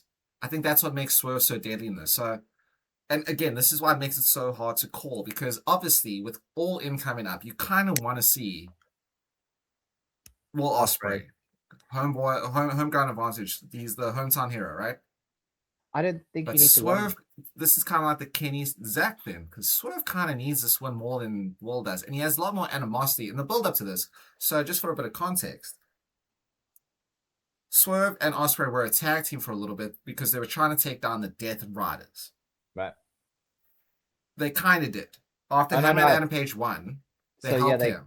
He because obviously Swerve and Ospreay brought it up in their face-to-face on Dynamite. Yeah. So like they were obviously calling each other out on these different things. And I like the fact that Swerve called him out on that. It's like, well, we try to take down the Death Riders here. Now I see you running with them. I like Will Ospreay's response. Be like, yes, I have, because I needed to get better. But it's also but he's like, yeah, we tried to do that, and he went, yeah, but when I went through this ringer of a match, where were you? Who this, so and so was here, so and so was here. Where were you? I saw people crying in the back for me. Where were you? Where were you? You went to hospital. Yeah, because you thought that's where you needed to be, and it turns out you didn't need to be there. Why were you not by my side? You could have gone afterwards, type thing. Like, you know what I mean? Like he switched that on Swerve so quickly, and Swerve was like, and like honestly, I think people underrate Will Ospreay on the mic, because when he turns it on, he's really good. It's because he keeps saying "bruv." I don't think it's that, and it makes him seem so like common British when he does "bruv." He does say it too many times in singular promos. He does say it way too many times. But he said it once or twice as like a exclamation point. Yeah. Different. Yeah, but it's like, let me tell you, bruv. Whatever, bruv. Like, I get it. But I smashed my missus, bruv. But weird. But okay. But at the same time, you are correct. He can go on the mic. So like when he turned it on, again, with that promo with Swerve Strickland on Dynamite, I mean, that just set it off for me. I was like, because the animosity is there. Yeah. They both, and like that's what makes it such a good dynamic between these two. I'm glad this is the final, because we did call it in the final. We said straight away this was going to be Ospreay Swerve. It has to be. We called that dead. I'm proud of us. We actually called the whole tournament bracket. And for me, that's again unlimited. Yeah, unlimited knowledge. 100%. I was like, okay, from what I know, that's got to be it. Because 100%. You've explained the story. I actually know Swerve from back in his NXT days. Yeah. Ospreay, I know because it's Will Ospreay. Like, let's be honest, he's same as Zack Sabre Jr. We know because we're wrestling fans. You knew about him. You got to watch matches, and then 100%. So it's one of those things where it's just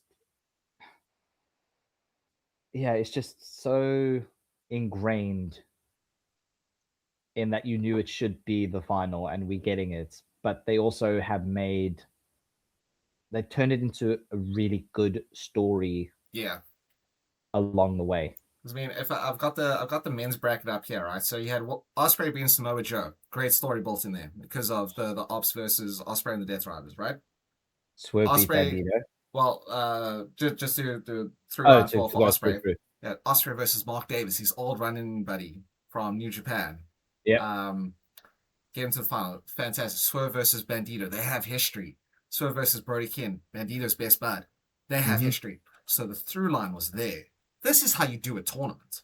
Yeah. This is how you do a tournament, everybody. You don't just slap people together and go, this is who wins. Yeah. This is what you do. You build. The tournament's there to build stories. It has to be a story to meet in the middle. Gazi, what makes a good Royal Rumble? It's not the winner. It's the mini stories you build within it. Mm-hmm. It's the mini stories that you see within it, that you build within it, and you know are coming within it. Exactly. It's not the actual winner. No, the winner is a side piece to whatever's going on. It's the stories you build within it. And this tournament has built the story up like absolute gold. And the promo between Swerve and Ospreay on this past Dynamite was insanely good.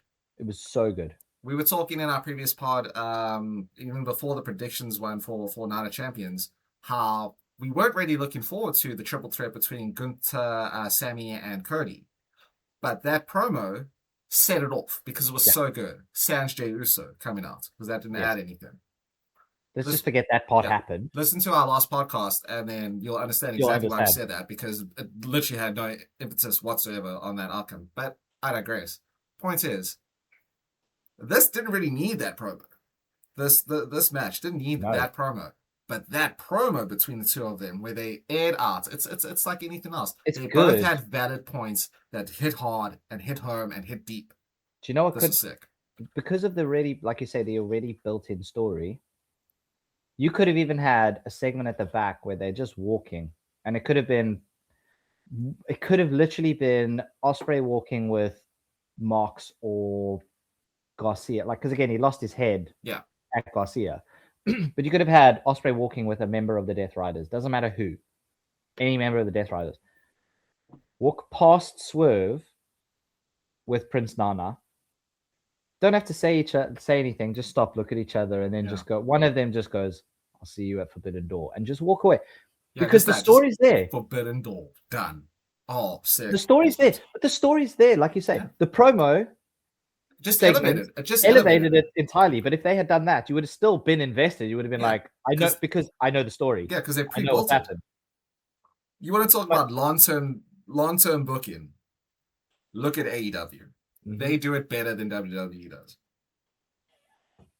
So don't rehash stuff as often. So I'm going Ospreay. I'm gonna go Ospreay. I kind of want Swerve to win purely because I think he needs it. But I think like the Kenny Omega Zack Sabre Jr. match, whatever the outcome, it'll be good. It'll be good. It'll be a great match. However,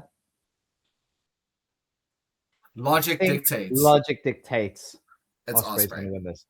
And to see Will Ospreay live against, I'm assuming it will be MJF at All In. We'll get there. Oh. Who do we cheer for? Because I want to cheer for MJF. It's difficult. But I'm just saying, like that.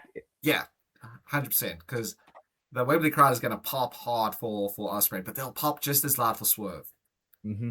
As soon as you hear, whose house? Swerve's house. Imagine 100,000 people screaming Swerve's house. Oh, man. Huge. But I think you're right. It's Will Ospreay. It needs to be Ospreay. All right.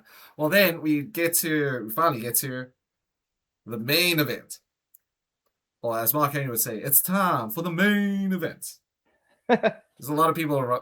So it's basically DC, MJF versus Team DC, MJF versus Team Briscoe. So on Mark Briscoe's team, you have Mark Briscoe, Orange Cassidy, Roddy Strong, Kyle O'Reilly, Konosuke Takeshita, and Darby Allin versus MJF and the Don Callis family, Kevin Knight, Kyle Fletcher, Jake Doyle, Kazuchika Okada, and Andrade El Idolo.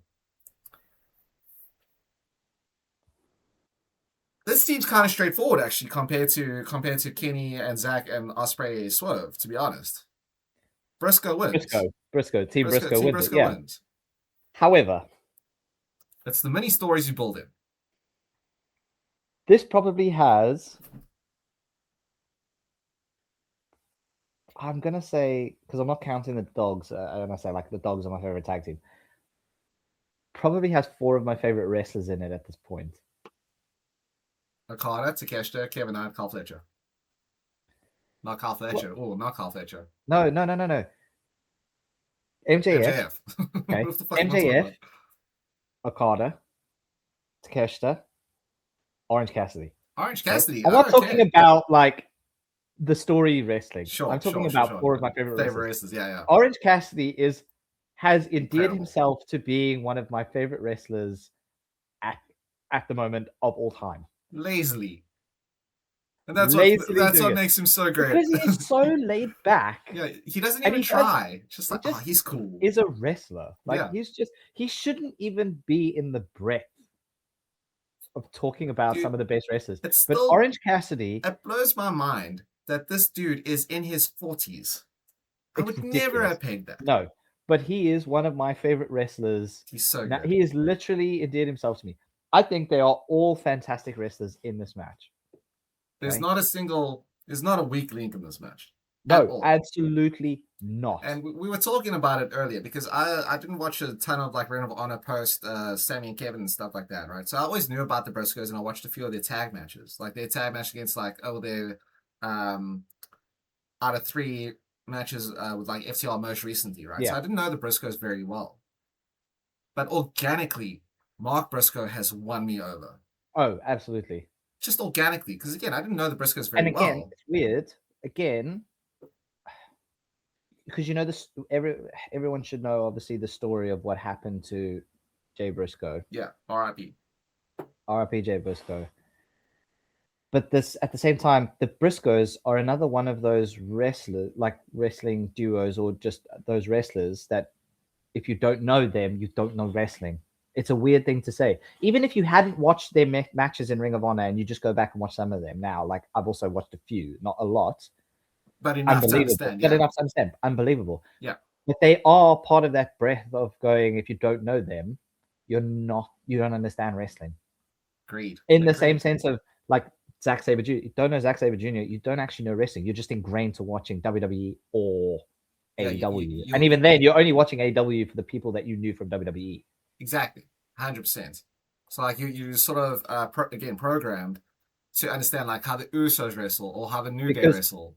Yeah, because Briscoe would never get over in WWE. And if they did, they would turn him into the redneck person that he is, but like a typical redneck person. Yeah. He's not like that. We were talking about it in the part the other Festus. day. Festus and Festus and Festus. Yes. They would have been in that. It would have been something like that for swamp people. Yeah. Like, not to say it wouldn't have worked. If you had brought the Briscoes into WWE when the Wyatts were around, I think they could have fit in that family perfectly. Oh, that would have been dope. Right? Okay. They would have fit in that because that was the vibe. That's the vibe. That's the right? vibe. That's where they would have fit. Yes. At that point in time, that's where they would have fit. Now, or if you put them in individually and that didn't exist, they just would have been redneck swamp people and it would have been awful. It would have been 100%. A shit gimmick. 100%. But again, Mark Briscoe is one of the people that I didn't expect to be so good in the ring as he is. Same. I did not, and I love the whole redneck kung fu thing. But again, technically, word of the day. I love that. Word of the day. Conglomeration. He is unbelievable, and again, it's so unique, this match. It really is. Again, because you have 12 of the best wrestlers in a single cage. Where's the space? Where's the space? That's the thing. It's not a Hell in a Cell. It's not a. I don't know. Are they going to do it in a tag sense, like there's a cage and they're just going to all stand on the outside and tag in and out, or is it going to be a tornado style where they're all just in the ring and it's just fucking melee? See, knowing AEW, it'll probably be the melee. If this was happening in WWE, it'll probably be the tag style. which I could see either one working. It's like I'm not knocking WWE in this sense. I'm just saying like no. that's more what they would do. But because, especially Tony Khan is just a wrestling fan. He just likes to see dudes wrestle. Yeah, absolutely. So if he can have 12 of his best wrestlers on the roster in a single match at the same time, like tornado style, he'll do it. And I'm with it. I'm fine with it. But again, I mean, there's so many, and this is what makes this match so good, is the mini stories in between. So especially on the Don Callis MJF side. Yes. Because it's not just Mark Briscoe going after MJF's title. It's Kyle Fletcher. Well, no, Kevin sorry, Knight. it's Kevin Knight. Kevin Knight. It's Andrade, who those two have mad beef. On this past Dynamite, when they were doing the beatdown, it was great. I love the melee. The fact that it was also like not all of them just bouncing and dropping each other. It was like one at a time, but like done in a very clever way. You know in like a very smooth transitional way. Yeah. It's not like they were waiting for their turn. It's like, no, I'm in. I took you out. Oh, I'm being taken out. It was very well done. But what it got up to was MJF and Mark Briscoe, because that's the feud that they're telling us about right This now. is the main piece of it. This is the main piece of the feud. And then Mark Briscoe got the upper hand until Andrade came out and actually helped MJF. Not because he wanted to, but because he's part of this thing. And Don Callis is like, you have to.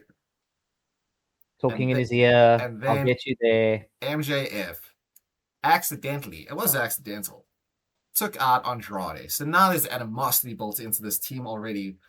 Because Kevin Knight called his shot in their pre-promo on that same Dynamite saying, once we're done, I'm coming after your title, MJF. And he was like, yeah, whatever, kid. It's like a marriage of convenience right now. Exactly. So you have that. You also have the Darby Allin of it all, who has beef with MJF because he lost his title to MJF.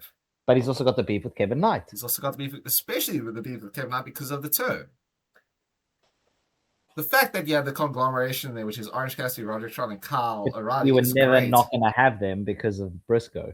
Exactly, because that's the family, that's the conglomeration. But then you also have Kyle Fletcher and Konosuke Takeshita. There are stories built into this between these dudes. It's going to be tons of fun. I think that's the best part about this match is it's just going to be a fun match. It's so the only person who is the standout here of not any real significance, and I don't mean it in a nasty way, I mean it in the storytelling way, is Jake Doyle. They are trying to get him over. I think that's why he's in it. Yeah, but it's but what he doesn't have any relevance yet. But there is no storyline built in for him. I probably would have had like a Mark Davis in there because there's a lot more to go. Because especially Kyle Fletcher with his eye patch. Well, yeah, exactly, the eye patch, but also with his eye patch. That shouldn't be there. That's literally it was gone right away. It was ridiculous. I love it though because it's kind of like, am I losing my mind? No, you were right. You called it when he stopped wearing it. I was like, he wasn't wearing his eye patch. He lost the night, didn't he?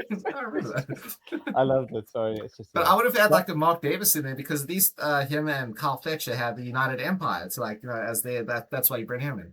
Yeah.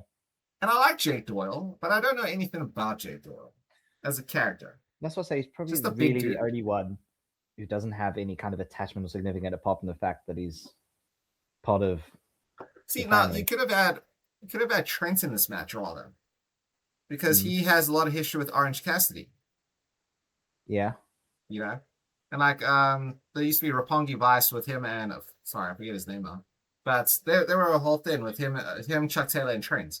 You know, so you could probably I could see them have switching Jake Doyle out for him, but I understand why they didn't because it's fine, and I got no issue with it. I got no issue with what's going on. It's just. But I think this might be a showcase for Jake Doyle. I think there'll be a sequence in there where he wrecks everyone.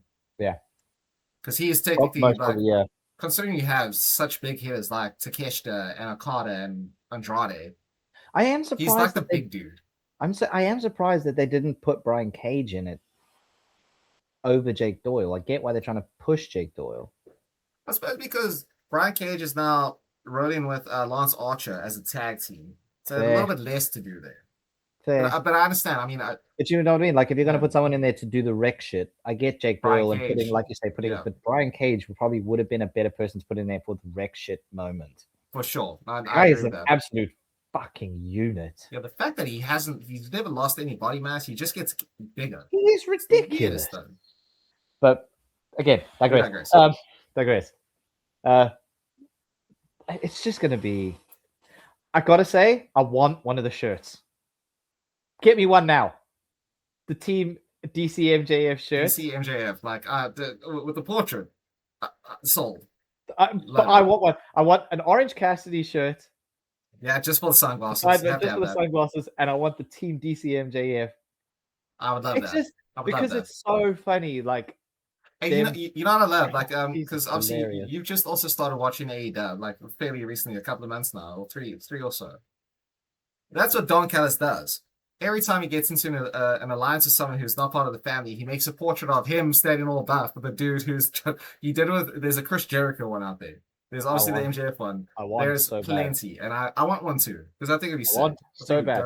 Because at the same time, it's like when they're like, "Oh, I know what will bring us all together as a team."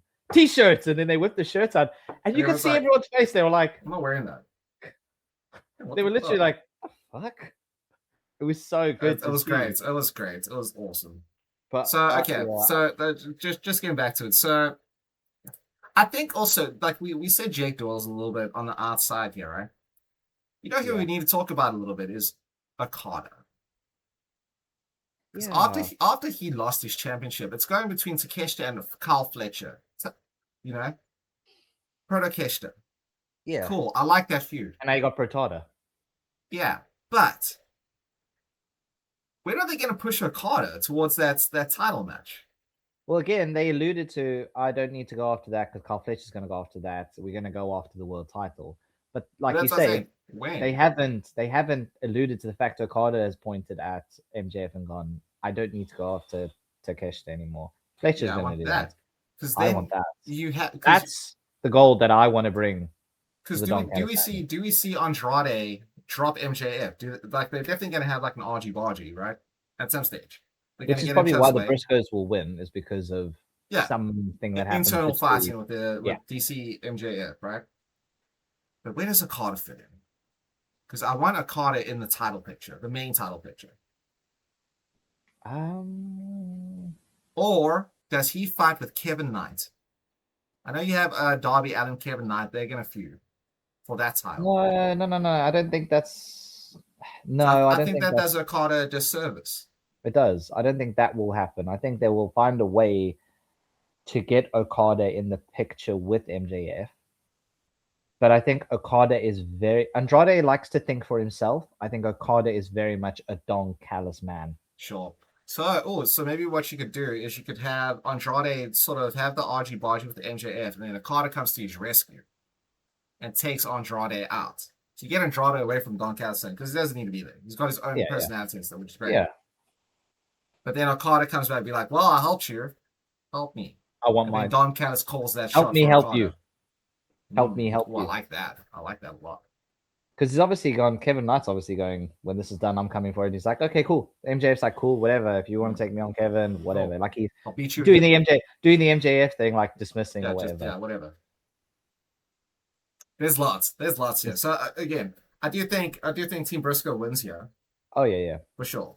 I don't see them losing because you are going to have that match between him and I do have to say, I do like the fact that Takeshita is part of the conglomeration now. Because again, you get given the backpack, you're part of the conglomeration. That's it. Do we see a Leo Rush? Okay, I need to have more Leo Rush in my life. We have to. I need more Leo Rush. You know what? I will piss myself and I will go ecstatic at the same time. If someone, I don't know, does the rules work the same in AEW? You can go through the door, or you have to go over the top. Or you can pin, or you can submit with it. Like I don't think so. I think this is more traditional. Like it's in a cage for a reason, so you have to win in the cage. Okay. Because as I say, unless someone wants to climb over the top, I'll piss myself laughing. Leo Rush climbs over the top. No, Leo Rush is like just sort of standing there and like walking around the side of the cage, and everyone's like, "Conglomerations are freezes." And he just, it's fine. He just walks around the whole ring. It's like, it's fine. It's fine. It's fine. Because again, you had the to bring it back, we had Orange Cassidy versus Andrade on one of the Dynamites. Yeah, I think it was. the selfie with Andrade the selfie and thing, Rush made me and Leo laugh, Rush dude. was like, and he grabbed someone's phone, and he's like that, and it was Orange Cassidy because Orange Cassidy was like, yeah, Leo Rush was obviously like taking the photo, and he was like, okay, whatever. I love Orange Cassidy backstage with his paranoid when he was doing that interview with Renee Paquet, sorry, it's French. And he was like, Renee, stop. What is, and she like freaked out. She was panicking because she knew what he was alluding to. And he's like, it's fine. And then he left. I'm like, oh, it's Orange. Fine. Oh, you son of a bitch. You nuance, you son of a bitch. I know what you're doing there. And again, I need Leo Rush in this. Leo Rush should not be on my mind as much as he is, right? But I'm like, when's Leo Rush? Where am I going to see Leo Rush again? And I love the fact that these small characters, they have something to do, are making an appearance. That's what I keep saying is the difference between like AEW and WWE is the fact that it's in universe for everything. So you won't just have a backstage segment and then someone rushes by. They acknowledge it, like the Copen Cage taking out the dogs, and while the Young Bucks are doing, you guys are right. It's like, you guys are right. Oh, we're good. We're good. Because they interact. It's not like this whole like, I'm doing an interview. Attack from behind, and then there's nothing. Everything's in universe. I love that. I think it's so good. It's just it makes it feel lived in. You know what I mean? Yeah. And I don't know. I'd love to see Leo Rush in this. How he fits in, I have no idea. It could be so random. It could be just a random thing where Leo Rush climbs the cage and inserts himself into the match. Well, I mean, I could see like Andrade deciding I'm done and climb out the cage to do a selfie with the baddie, right? And then Leo Rush is there again, and then he gets back into there. He's like, "No, I gotta get out of here," and he gets back into it, and then that's how you inject Leo Rush into it a little bit. Could do. But there's so again, I would love the idea of they're all wrestling. It's getting really really weird, and then Orange Cassidy just like everybody stop, and then everyone's but not just Briscoe. No, everybody. Everybody. He's just like he's in the middle, and they slob knock her in, and they beat the shit out of each other, and he's like, and he everybody, just looks like stop. I can see that, and then Leo Rush is like walking around the ring. It's fine, and then he just climbs over the barricade and disappears, and then okay, let's go back to it, and then because everyone's just like mid punch, be like, that would be Orange Cassidy, like that would be Orange Cassidy's comedic role to a T. Like it 100%. Would genuinely be that dead on. It would be a lot of fun.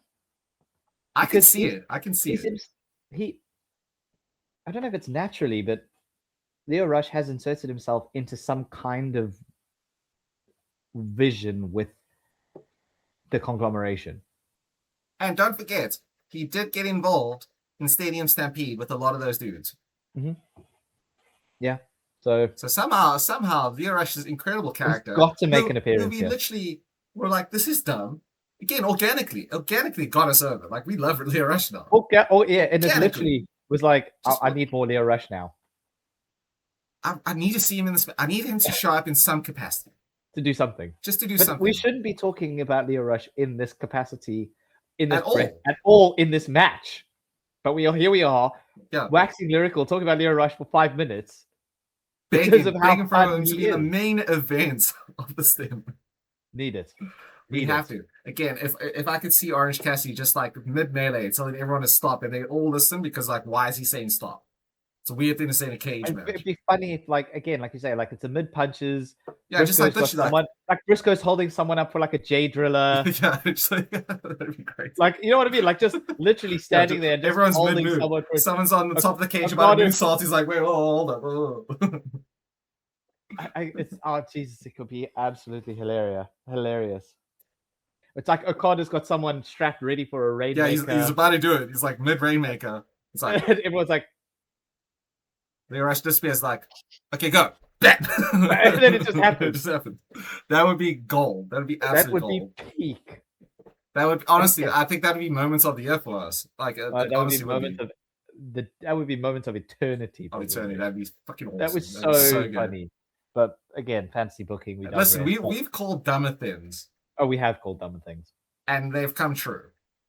You know, I'm just saying. We've called stupider things, and this one is actually built in a little bit. So this isn't out of the realm of possibility. It's there. Well, now I'm more excited for this match actually, just because I hope Leo Rush shows up. But Yeah, I mean, those final 3 matches you mentioned are just going to be the absolute corkers. Absolute tits, bro. It's gonna be dope. It's gonna be absolutely incredible. I think it's gonna be a great card. I do think that, like we said, it's a couple of matches that probably didn't need to be on here, but they'll be good anyway. And again, we apologize for not knowing all the nuances of a lot of the matches, but I think we called it fairly objectively, Yeah. So I would say so. So just to run it back, so we got Sky Blue, both of us. We got Divine Dominion. Yep. We're gonna go Cope and Cage here. Yep. I'm gonna go. I'm gonna go. That comes with the caveat. That comes with the caveat, for sure. So we want the dogs to win. Yeah. The 3-way tag, I'm gonna go Unbound Co. You're gonna go versus El Sky Team. Yep. You're gonna go John Moxley. Yeah. We're gonna go Shota Umino versus Pac. Yep. You're gonna go Tekla. I'm gonna go Starlight Kid. Yep. I'm going Tekla. We're both gonna take Mercedes. Yeah. Oh, we're both taking Zack Sabre Jr. here. Yeah, we are both taking Zack Sabre Jr. Both taking Will. Both taking Ospreay. Yeah. Both taking Briscoe. And then we're taking Briscoe. It's not like we plan on doing it. It's just genuinely how you feel. Yeah, 100%. Yeah. But again, it's good to have different opinions, but it shows how much we enjoy wrestling and how similar we are in the sense of a lot of our picks are the same, and we know what it should be, what it shouldn't be. And we, I mean, in our WWE one, we disagreed on quite a few of them. We disagree on stuff all the time, actually. Yeah, we do disagree on a lot of stuff. But it's gonna. I think Forbidden Door is gonna kick ass. I think it's gonna be a great show. I'm ready to look forward to it. Yeah, I don't think there's anything from an AEW perspective, if I'm honest with you, like you say, because a lot of the storylines are halted for this Forbidden Door. I don't think there's much to really go off, if I'm honest. Good. Nah, I think recently, I know he again. It was the build up for the Zack Sabre Jr. match. It was good to see Tony Nese back. Yeah, for sure. Genuinely, it was good to see Tony Nese back. Like you've alluded to, I'd love to see more of the Gun Club. I just think they're so good. The Bang Bang Club or whatever. The Bang Bang Gang. Bang Bang Gang. Sorry, Bang Bang Gang. But the Guns. Sorry, I meant to just say the Guns. But the Bang Bang Gang would really be good to see a little bit more of them floating around. And we got to see a little bit of Leo Rush, man. Have to see Leo. Have to see more Leo. I'm surprised. I'm surprised that they aren't doing anything with the Hurt Syndicate here. I think you probably could have had them maybe in that 3-way tag. Make it a 4-way tag with the Hurt Syndicate. That could be cool. Yeah, then more to see. We're getting obviously, if we're going to look at the main storylines, I want to give a quick shout out. ELP was amazing in that Will Ospreay match. Yes. The two of them were unbelievable. Really good. I need to just give a shout out to that because that was probably one of my matches of the week. If I have to really say, easily. Even though it was just on like a Dynamite, it was unbelievable. It blew me. Yeah, again, I didn't know who ELP was, but goddamn, that dude can go. Blew me out the water, man. Really good. It's like Ace Austin. I also didn't know much about Ace Austin, but his match against Will Ospreay was also probably match of the week that week. Yeah, it was unbelievable. Yeah. Again, these guys showing up in these matches, and it shows you not just how good Ospreay is, but how good his opponents are that they put in with him. Yeah, exactly. On the same style, I'd like to also give a shout out to Daniel Garcia because he held his own in the Swerve match. And he brought the dance back. He did? He brought the dance back, much to John Moxley's chagrin. Shut up, John Moxley. It's dope. But I'd like to give a shout out to Daniel Garcia. He took a beating, but Jesus, he was fucking good in that match. Really, really good. I mean, again, the wrestling in AEW, it's just a different form of wrestling. I mean, like, obviously, we waxed lyrical about the Zack Sabre Jr. Jack Perry match. Yeah, that was also insane. Like more recent memory. But also, I think the biggest thing that's not going on at Forbidden Door that we would be the part of AEW is the feud between Ciampa and Jericho. Like, yes, yeah, I understand why it's not on the Forbidden Door card. I do, which is fine. Don't need to overstack it, and that can be done. You can give it more legs to build and put it on the next one. Yeah, because the AEW does have mid-July the Beach Break, I think it's called. Yes, it is, and that's they'll where probably it have is. it there. Yeah. And that's where it is. They've set the feud up for that match, which is fine. Like that doesn't need to be on Forbidden Door. No, absolutely not. I also think on that one they'll probably have, if Team Briscoe does win, they'll probably have the MJF Briscoe match there as well. So it sets it up really well. Yeah, possibly, because it gets you there before All In. Yeah. Anyway, which is at the end of August. So. Yeah, because then if you're going to go Will Ospreay versus MJF at All In, you need time to build this one. I think. Yeah, definitely. But overall, I think Forbidden Door is going to absolutely kick ass. Yeah, I don't think it'll be on the level of Double or Nothing. Oh no, I don't think. I genuinely don't think anything's going to be on the level of what Double or Nothing was. But it's going to be close. But it's going to be close because I don't even think as good as Knights of Champions was. I don't think that was on any that level either. No. I know it's feels watered down because it didn't feel like as many matches. Which, to be fair, Double or Nothing had what 8 also maybe? No, about 10 as well. It was a 10, yeah. Matches, yeah. So again, you can't compare it if they'd have a limited number, but it was a great card. Like I can't compare a card with 6 to a card with 8. It has to be like a card of 7 versus a card of 7 or something like that. Yeah. It has to be even. A fair comparable, yeah. Yeah, it has to be very even. But again, Double or Nothing, I don't think there's anything that's going to come close to it. I hope All In proves me wrong. I really hope All In is the bombest thing, but we'll get there. We literally will get there. We will. It's gonna be sick. It's gonna be absolutely sick. But yeah, that's Forbidden Door predictions. I'm looking forward to it. OCG. Right? Brav. Oh, that's Zack Sabre Jr. and Kenny Omega match, man. I'm still looking forward to it. I'm looking forward to a lot of the matches, yeah. Yeah. You know what? Even the ones that, I'm looking forward to seeing all of them because I'd like to obviously get myself ingrained with a bit more of CMLL, Stardom, New Japan, stuff like that. There are obviously, like I said, the 2 that are going to have me glued to the TV, the 3 that will be the best matches, I think, of the night. But I hope there are some sleeper matches that really take the cake. There will be, for sure. Yeah. Well, I guess we'll see. And then we will be back for our recap of Forbidden Door, ASAP Rocky. Midweek, maybe. Possibly. But what you got to do is you got to like, share, subscribe, and then you'll find it. And then you'll catch it. You'll find it. But no, man, I appreciate that, Rone. As always, it's been phenomenal. It's been, some would say, too sweet. Too sweet.